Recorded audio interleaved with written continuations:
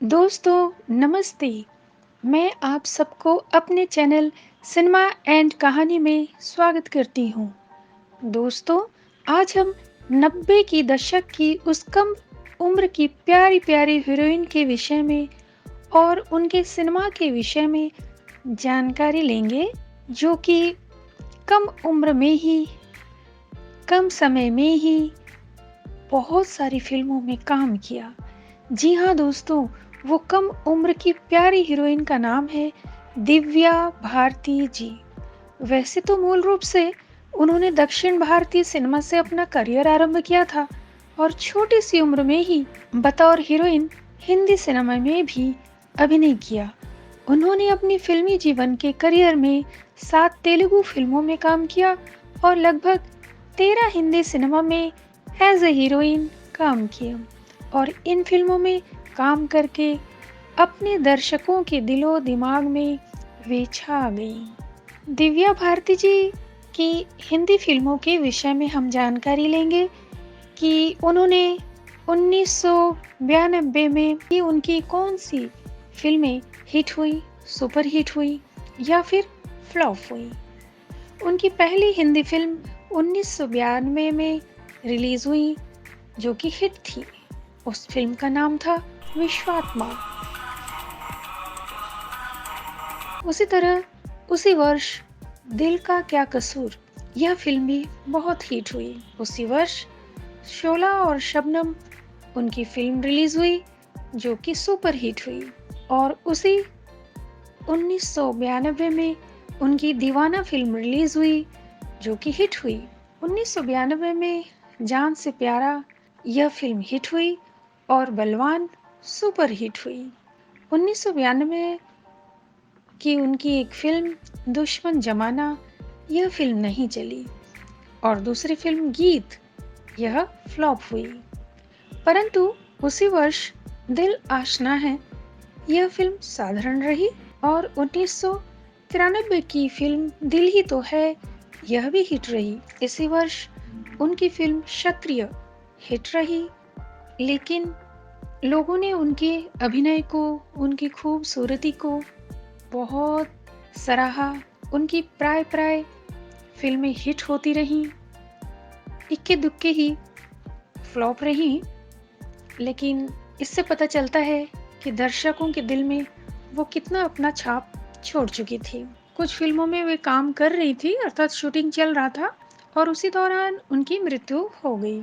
वे केवल 19 वर्ष की थी और इसी 19 वर्ष की कम आयु में ही उन्होंने इतनी सारी फिल्मों में काम किया और काफी नाम भी कमाया। दिनांक 5 अप्रैल 1993 का वह दुखद समय और वह दुखद दिन, जिस दिन दिव्या भारती अपने अनगिनत प्रशंसकों को रुलाकर इस दुनिया से हमेशा हमेशा के लिए अलविदा कहकर चली गईं।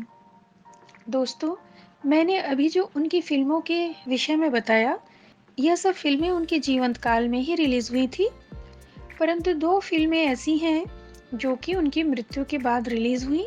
उनमें से एक फिल्म का नाम रंग है, जो कि सुपर हिट हुई, और दूसरी फिल्म का नाम शतरंज है, जो कि हिट हुई।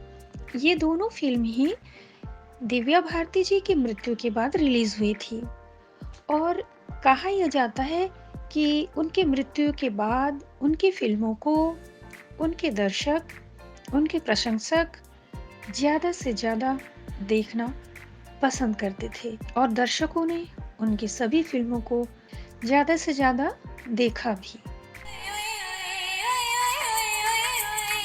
तेलुगु में उनकी एक फिल्म थोली मधु, इसकी शूटिंग चल रही थी और उसी बीच उनकी मृत्यु हो गई।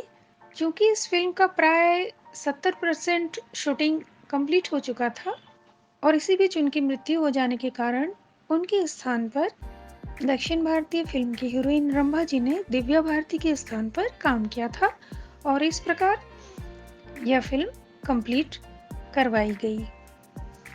दोस्तों, कुछ लोग कम उम्र में ही ऐसे काम कर जाते हैं जिनकी यादें उनके प्रशंसकों, उनके चाहने वालों के हृदय में हमेशा हमेशा के लिए बस जाता है। परंतु मृत्यु भी एक ऐसी सच्चाई है जो कब आ जाए कहा नहीं जा सकता, चाहे उम्र बड़ी हो, चाहे उम्र छोटी हो, मगर मृत्यु तो मृत्यु है। उसे ना तो पैसे रोक सकता है और ना ही कोई तरकीब। दोस्तों, दिव्या भारती जी का इस तरीके से फ़िल्म जगत से हमेशा-हमेशा के लिए चले जाना, अर्थात अपनी जीवन लीला को समाप्त, अर्थात उनकी मृत्यु का हो जाना, यह अवश्य ही हम सब दर्शकों के हृदय में हमेशा-हमेशा के लिए खटकता रहेगा। इसमें दिल का, मेरे दिल का, इसमें दिल का क्या कसूर। दोस्तों, आशा करती हूँ दिव्या भारती जी के विषय में मैंने जो जानकारी दी, यह आप लोगों को अच्छी लगी होगी। यदि अच्छी लगी है तो मेरे चैनल को कृपया सब्सक्राइब करें, लाइक तथा शेयर भी अवश्य कर दीजिएगा।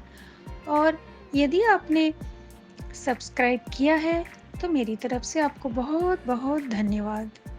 तो दोस्तों, फिर मिलते हैं किसी नए कलाकार के जीवन की कुछ सच्चाई, कुछ दर्द, कुछ प्यार और कुछ रोमांच को लेकर। तब तक के लिए नमस्ते।